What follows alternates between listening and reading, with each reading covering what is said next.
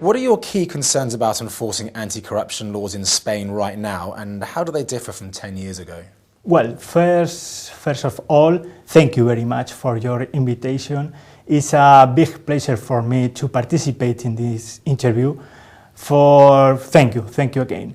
But I think you have two questions in one question. The first question would be my opinion about my key concern about Spanish anti-corruption law. Well, I really think in Spain we have a good legislation against corruption, but the problem would be our procedural law. We have a criminal procedure very ancient. Or the Spanish procedural law on criminal matters was born in 1888. It's very ancient law to work with it. But the problem is not the material law.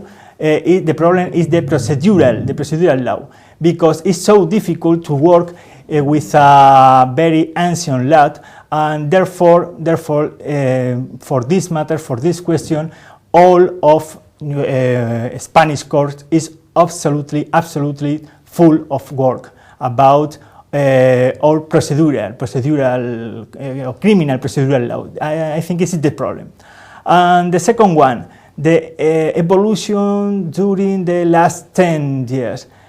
I think the difference is the economic climate.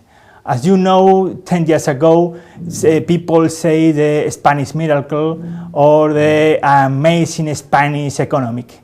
Well, today is absolutely different. We have a terrible economic climate, and the Spanish government has a lot of control against the corruption, and therefore the criminal investigation court have a lot of work, several cases during the last 10 years. I think today is a very big problem, the economic climate in Spain, and therefore we have a lot of cases, about in order to corruption in Spain. Okay. Jose, emerging markets seems to be a hot topic at the moment. A lot of people are talking about it.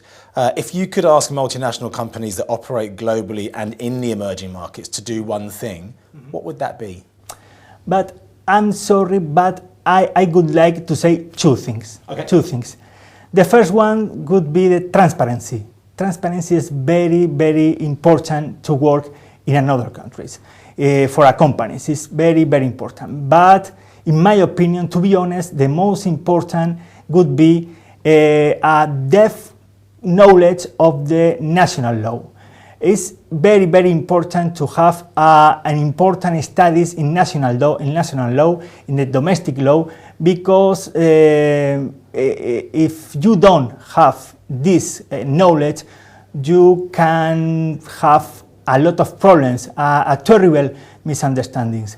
During my professional life, I work in very difficult cases because this problem. Foreigners companies don't have a very good knowledge about Spanish law, and finally we have a very terrible problem with this question. But in short, I think two words. The case would be two words: transparency and obviously a deep knowledge about the domestic or national law. Excellent. Thank you very much. Thank you very much for you.